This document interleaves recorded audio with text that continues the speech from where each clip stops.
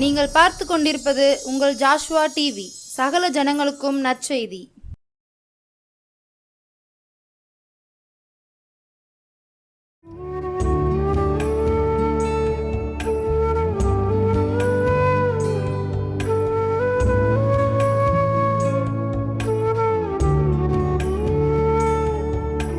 கர்த்தரும் உலக இரட்சகருமாகிய கிறிஸ்து இயேசுவின் நாமத்தினாலே ஜோஸ்வா டிவி நேயர்களே, உங்களை மறுபடியும் சந்திப்பதிலே ரொம்பவே மகிழ்ச்சி. நாம் இன்றைக்கு சற்று நேரம் தியானத்திற்கு எடுத்துக்கொண்ட வேத பகுதி யோவான் சுவிசேஷத்தில் 6வது அதிகாரத்தில் 63வது வசனத்தில் இப்படியாக இயேசு சொல்லுகிறார்: ஆவியோ உயிர்ப்பிக்கிறது, மாம்சம் ஒன்றுக்குமே உதவாது. நான் உங்களுக்கு கொடுக்கிற வசனம் ஆவியாகவும் ஜீவனாகவும் இருக்கிறது அப்படின்னு சொல்லி ஆண்டவர் இயேசு கிறிஸ்து சொல்லி இருக்கிறார். அன்பானவர்களே, உயிர்ப்பிக்கிற ஆவியானவர் என்று நம்ம கடந்த நாட்களில் ஒரு பாகத்தை கர்த்தருடைய பெரிதான கிருபையினாலே தியானித்திருக்கிறோம். இன்றைக்கு 2வது பாகமாக உயிர்ப்பிக்கிற ஆவியானவர் அப்படி நாம இந்த செய்தியை நம்ம தியானிக்கும்படியாக ஜெப நிலையில இருந்து கர்த்தராகிய ஆண்டவரை நோக்கி பார்ப்போமா? கால்களுக்கு தீபமாக இருக்கிற வேத வசனம், பாதைக்கு வெளிச்சமாக இருக்கிற வேத வசனம், அப்படியே நம்ம ஜெபிப்போம். இருளான ஸ்தலத்தில் பிரகாசிக்கிற விளக்காக இருக்கிற வேத வசனத்தை நம்ம தியானிக்கும்படியாக வந்திருக்கிறோம். இருளான ஸ்தலத்தில் பிரகாசிக்கின்ற விளக்காக இருக்கின்ற வேதவசனம், அதை கவனிப்பது நமக்கு நலமாகும்.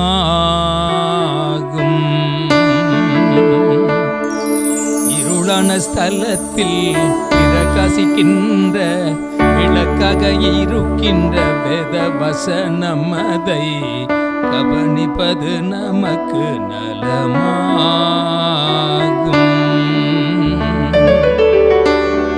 கால்களுக்கு தீபமாக இருக்கின்ற வேத வசனம், அதை கவனிப்பது நமக்கு நலமாகும். உமது வேதம் என் கால்களுக்கு தீபமும் என் பாதைக்கு அது வெளிச்சமுமாயிருக்கிறது. வேதவசனத்தை வெளிச்சம் கொடுக்கிற வேதவசனம், இருளான ஸ்தலத்தில் விளக்காக இருக்கிற வேதவசனம். இந்த வேதவசனத்தை ஆவியானவர் இந்த மாலை வேளையிலே அந்திப்பலி செலுத்தக்கூடிய நேரத்திலே நமக்கு கொடுத்திருக்கிறார். இதை நம்ம தியானிக்கிறோம். பரிசுத்தமும் அன்பும் நிறைந்த நல்ல ஆண்டவரே, வேத வார்த்தைகளை நாங்கள் தியானிக்க வந்திருக்கிறோம். ஆவியோ உயிர்ப்பிக்கிறது, மாம்சம் ஒன்றுக்கும் உதவாது. நான் உங்களுக்கு கொடுக்கிற வசனம் ஆவியாகவும் ஜீவனாகவும் இருக்கிறது என்று சொல்லி இருக்கிறீரே. உம்முடைய வார்த்தையை தியானிக்கிறோம். நீர் எங்களோடு கிரியை செய்யும். இயேசுவின் நாமத்தில் ஜெபிக்கிறேன் பிதாவே, ஆமென், ஆமென். அன்பானவர்களே, உயிர்ப்பிக்கிற ஆவியானவர் என்ற தலைப்பில் 2வது பாகம் இயேசு கிறிஸ்து தம்முடைய சுவிசேஷ பயணத்திலே சீசர்களோடு பரிசுத்தவான்களோடு தம்மோடு வந்த ஜனங்களோடு சொல்லிய வார்த்தை தான் ஆவியே உயிர்ப்பிக்கிறது, மாம்சம் ஒன்றுக்கும் உதவாது.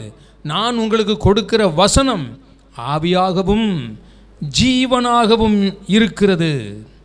ஆண்டவர் இயேசு கிறிஸ்து சொல்லிய பொக்கிஷமான வேத வார்த்தை இது. இந்த வேத வார்த்தையை வாசிக்க, இதை தியானிக்க, இதை அறிவிக்க, இதன்படி ஜனங்கள் நடக்க வேண்டும் என்று ஜெபிக்க கொடுத்த சிலாக்கியத்திற்காக நான் கர்த்தராகிய இயேசு கிறிஸ்துவுக்கு அதிகமாக நன்றி செலுத்துகின்றேன். பிரியமானவர்களே, இந்த வேத வசனத்தை நாம அதிகமாக கவனிப்பது நலமாக இருக்கும். 19ஆம் சங்கீதத்தில் 7வது வசனத்தில் கர்த்தருடைய வேதம் குறைவு அற்றதும் ஆத்துமாவை உயிர்ப்பிக்கிறதுமாயிருக்கிறது அப்படின்னு சொல்லி எழுதப்பட்டிருக்கிறது. உயிர்ப்பிக்கிற ஆவியானவர், மாம்சத்தில் உயிர் இருந்தாலும் அந்த வேத வசனமும் அதற்குள்ள இருக்கிற ஆவியும் இருந்தால்தான் அவன் உயிரோடு இருக்கிறவனாக இந்த வேதம் சொல்லுகிறது. அதனால் ஆவி நமக்குள்ள, உங்களுக்குள்ள, எனக்குள்ள வேண்டும். அந்த ஆவியானவரை நம்ம வரவேற்போமா? ஊற்றுகிற ஆவியானவர், தேற்றுகிற ஆவியானவர், நம்மை நிரப்புகிற ஆவியானவர்.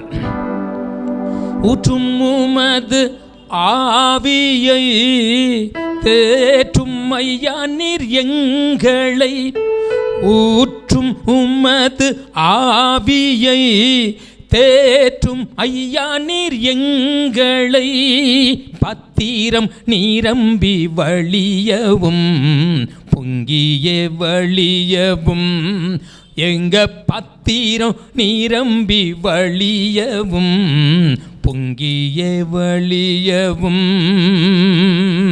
வாழ்க வாழ்க இயேசுவே, வருக உம்மது ராஜ்யமே. வாழ்க வாழ்க இயேசுவே, வருக உமது ராஜ்யமே. உமக்கு காத்திருக்கின்றோம் ஐயா, புதிய பலனை தந்தருளும். உமக்கு காத்திருக்கின்றோம் ஐயா, புதிய பலனை தந்தருளும். செட்டைகள் அடித்து எழும்பணும், உயர பறக்கணும். செட்டைகள் அடித்து எழும்பணும், உயர பறக்கணும்.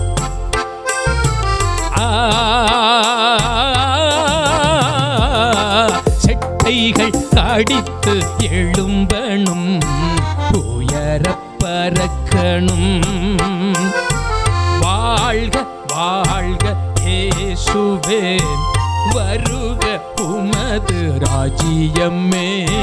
வாழ்க வாழ்க இயேசுவே, வருக உமது ராஜ்யமே. ஆதி அப்போஸ்தலர் போலவே அந்த மேல் வீட்டின் அனுபவம், ஆதி அப்போஸ்தலர் போலவே அந்த மேல் வீட்டின் அனுபவம். அடிமை எங்களுக்கு தந்தருளும், எங்களை நிரப்பிடும். அக்கினி நாவுகள் கண்கள் காண எங்கள் மெல்லம் மறந்திடும். அக்கினி நாவுகள் கண்கள் காண எங்கள் மெல்லம் மறந்திடும். அன்பானவர்களே, ஆவியானவர் என்ற ஊற்று உயிர்ப்பிக்கிற ஆவியானவர் என்ற தலைப்பில் நம்ம பேசுகிறோம். ஆனா நீங்களும் நானும் இந்த ஆவியானவரை அதிகமாக வாஞ்சையாக வரவேற்று பாடுகிற போது உங்க வாழ்க்கையில ஒரு அற்புதத்தை செய்வார், உங்க வாழ்க்கையில ஒரு அதிசயத்தை செய்வார். உங்க வாழ்க்கையில ஒரு காரியத்துல ஒருவேளை மிகவும் தாழ்த்தப்பட்டு நீங்க இருக்கலாம், அந்த காரியத்துல ஆவியானவர் நீங்களும் நானும் ஆராதிக்கிற, ஆராய்ச்சி செய்கிற, தியானிக்கிற, அறிவிக்கிற இந்த ஆவியானவர் உங்க வாழ்க்கையில இருக்கிற அந்த சரிவை, அந்த தாழ்வை உயர்ந்த நிலைக்கு உங்களை கொண்டு நிறுத்த முடியும். அதனால இந்த பாடலை இன்னொரு முறை என் கூட சேர்ந்து நீங்க பாடிடலாமா? ஆதி அப்போஸ்தலர் போலவே அந்த மேல் வீட்டின் அனுபவம், ஆதி அப்போஸ்தலர் போலவே அந்த மேல் வீட்டின் அனுபவம். அக்கினி நாவுகள் கண்கள் காண, அக்கினி நாவுகள் கண்கள் காண எங்கள் மெல்லம் மறந்திடும்.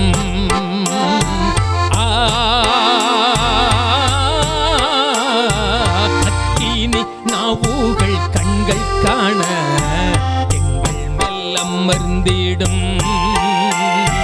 வாழ்க வாழ்க இயேசுவே, வருக உமது ராஜ்யமே. இயேசுவை வாழ்த்தி ஆவியானவரை ஆராய்ச்சி செய்து நாங்க இந்த வேளையில அறிவித்து கொண்டிருக்கிறோம். ஆவியே உயிர்ப்பிக்கிறது, மாம்சம் ஒன்றுக்குமே உதவாது. கொரிந்தியர்ல பவுல் இப்படியாக சொல்லுகிறார், நாங்க மாம்சத்தின்படி நடக்கிறவர்களாக இருந்தாலும் மாம்சத்தின்படி போர் செய்கிறவர்கள் அல்ல. எங்களுடைய போராயுதம் அரண்களை நிர்மூலமாக்குவதற்கு அது தேவ பலமுள்ளவர்களாக இருக்கிறது. அந்த அரண்களை நிர்மூலமாக்குகிற தேவ பலனாக இருக்கிற இந்த பரிசுத்த ஆவியானவரை, இந்த உயிர்ப்பிக்கிற ஆவியானவரை கொண்டு நாங்க என்ன செய்வோம் தெரியுமா? கிறிஸ்துவுக்கு அநேகரை கீழ்ப்படிய பண்ணி அவர்களை சிறைப்பிடிக்கிறவர்களாக இருக்கிறோம். உங்களுக்கு நாங்கள் அறிவிக்கின்ற இந்த வேத வசனம் ஆவியாக ஜீவனாக இருக்கின்ற வேத வசனம் மனம் திரும்ப வைக்கும், பாவ மன்னிப்பை கொடுக்கும். கிறிஸ்து இயேசுவுக்கு கீழ்ப்படிய உங்களை கிறிஸ்துவின் பாதத்திற்கு கொண்டு வரும். வாழ்க வாழ்க இயேசுவே, வருக உம்மது ராஜ்யமே. இப்படியாக ஆவியானவரை உயர்த்தி உயர்த்தி வரவேற்று நீங்க ஜெபம் பண்ணுங்க, கர்த்தரை துதியுங்க, ஆராதியுங்க. அதுதான் கர்த்தருக்கு பிரியம். அப்பொழுது ஆவியானவர் கிரியை செய்வார். ஒரு வசனத்தை கூட வாசிக்க ஆசைப்படுகிறேன். எசேக்கியேல் தீர்க்கதரிசன ஆகமத்தில் 37வது அதிகாரத்தில் இப்படியாக 10வது வசனத்தில், எனக்கு கற்பிக்கப்பட்டபடி நான் தீர்க்க தரிசனம் உரைத்தேன். அப்பொழுது ஆவி அவர்களுக்குள் பிரவேசிக்க அவர்கள் உயிர் அடைந்து கால் ஊன்றி மகா பெரிய சேனைகளானார்கள். பிரியமானவர்களே, இந்த வேத வசனத்தை எல்லாரும் வாசித்திருப்போம். ஒருவேளை இந்த வேத வசனத்தை வாசிக்காதவங்க நீங்க கேட்டு கொண்டிருக்கலாம். இது தீர்க்க தரிசன ஆகமம். எசேக்கியேல்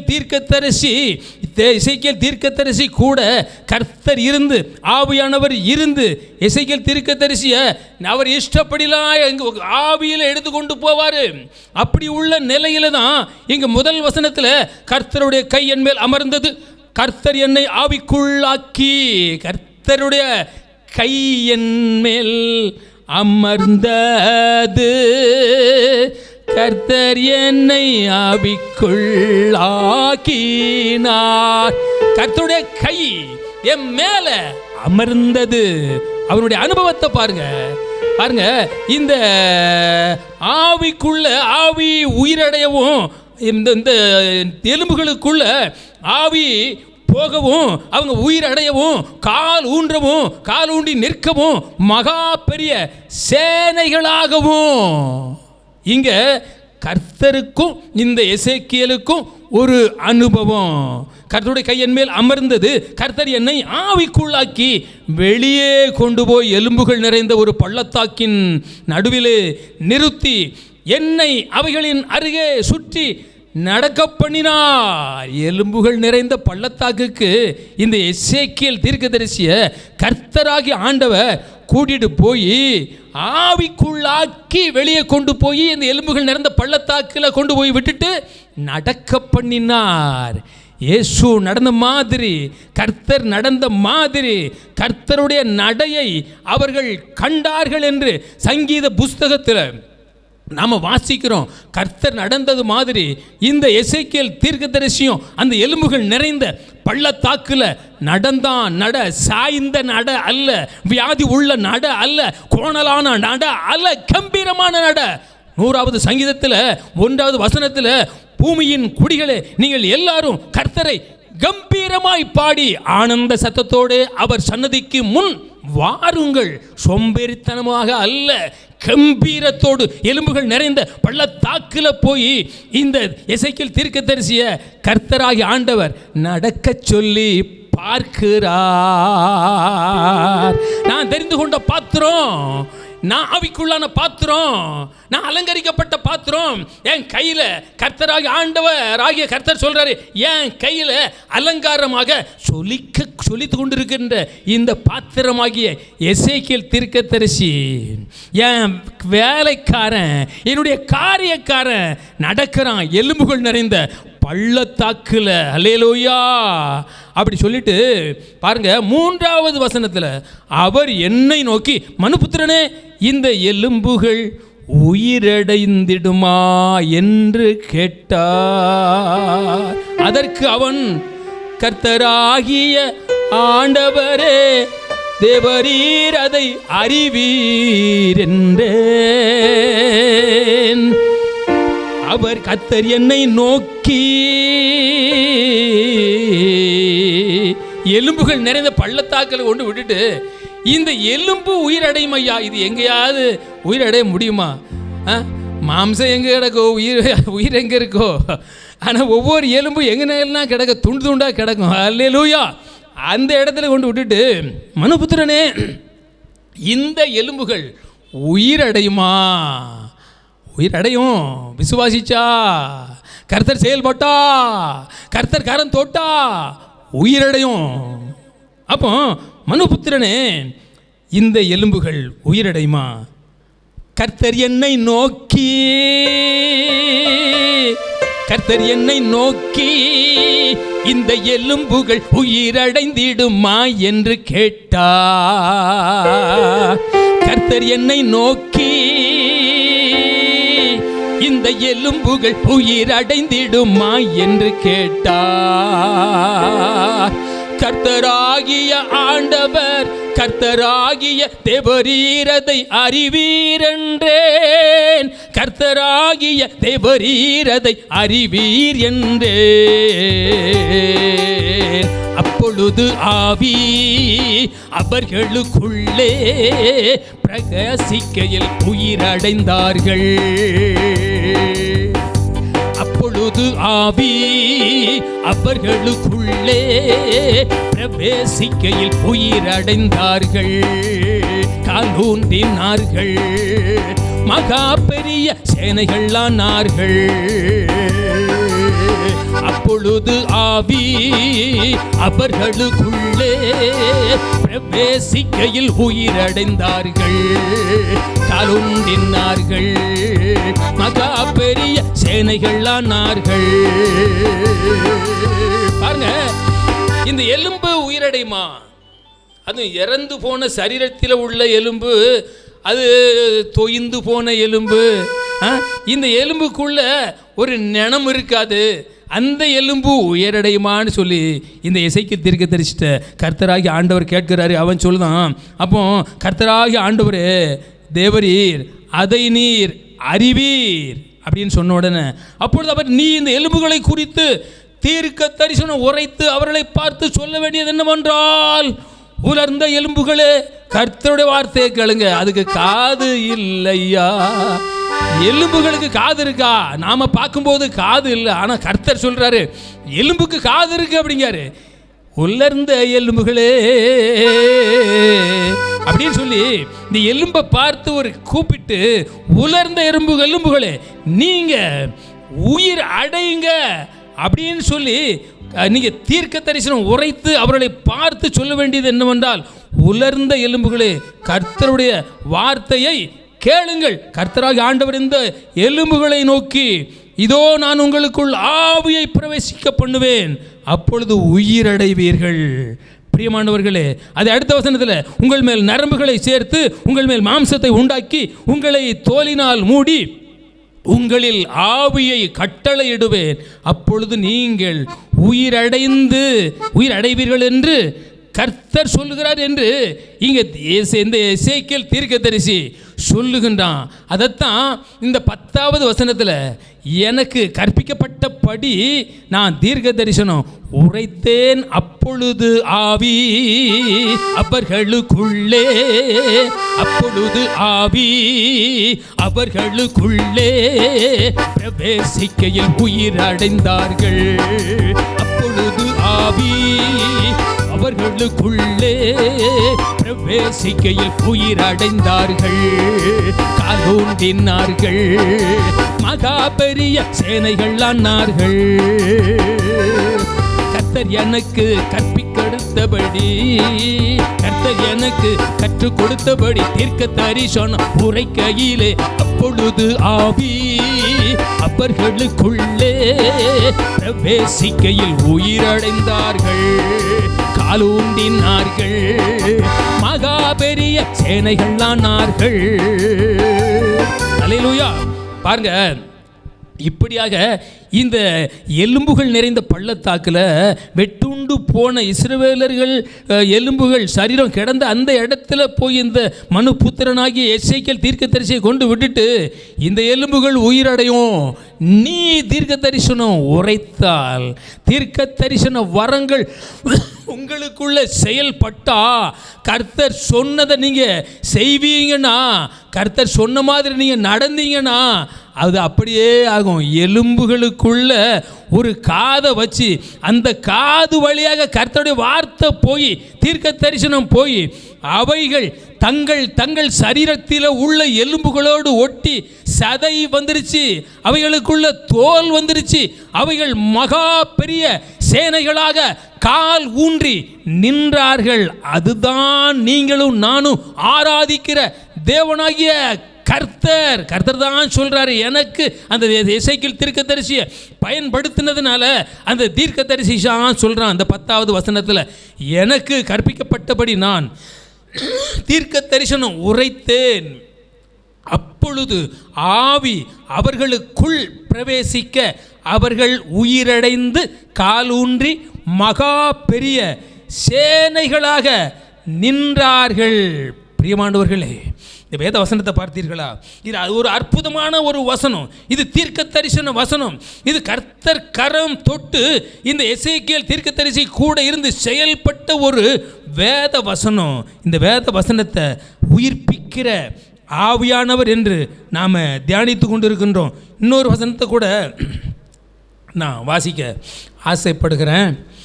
யோவான் சுவிசேஷத்தில் 5வது அதிகாரத்தில் இப்படியாக இயேசு சொல்லுகின்றார். 21வது யோவான் சுவிசேஷம் 5வது அதிகாரத்தில் இயேசு சொல்கிறாரு, பிதாவானவர் மரித்தோரை எழுப்பி உயிரடைய செய்கிறது போல நானும் மரித்தோரை எழுப்பி உயிரடைய செய்கிறேன் என்று இந்த யோவான் சுவிசேஷத்தில் 5வது அதிகாரத்தில் 21வது வசனத்தில் பிதாவானவர் மரித்தோரை எழுப்பி உயிர்ப்பிக்கிறது போல குமாரனும் தமக்கு சித்தமானவர்களை உயிர்ப்பிக்கிறார். பிதாவானவர் அதற்கு முன்பு நம்ம போன வசனத்தில் போன ட்ரிப் போன கடந்த செய்தியில் நாம் தியானித்தோம். பிதாவானவர் செய்ய குமாரன் காண்கிறது எதுவோ அதையே செய்வார்னு சொல்லி நம்ம வாசித்தோம், தியானித்தோம். இப்போ 21 இப்படியாக பிதாவானவர் மரித்தோரை எழுப்பி உயிர்ப்பிக்கிறது போல குமாரனும் தமக்கு சித்தமானவர்களை உயிர்ப்பிக்கிறார். அப்போ 20வது வசனத்தில் பிதாவானவர் குமாரனிடத்தில் அன்பாயிருந்து தாம் செய்கிறவைகளை எல்லாம் அவருக்கு காண்பிக்கிறார்.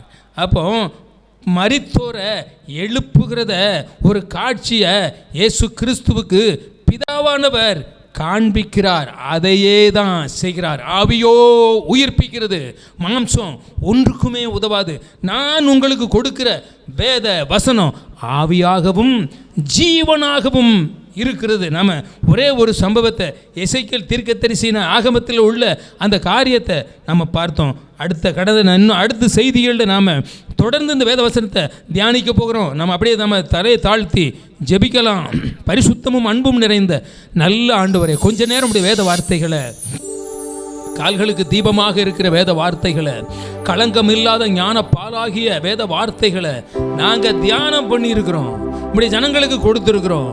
இவைகள் நீர் விரும்பின காரியங்களை செய்து முடித்து விட்டு திரும்பும்படியாக நாங்கள் ஜெபிக்கிறோம் அப்பா.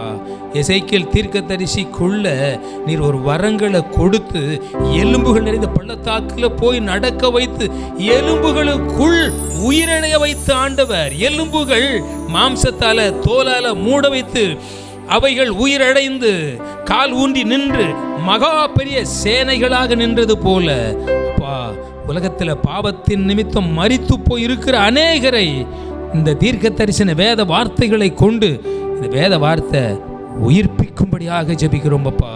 எங்களை தாழ்த்தி ஒப்பு கொடுக்கிறோம்.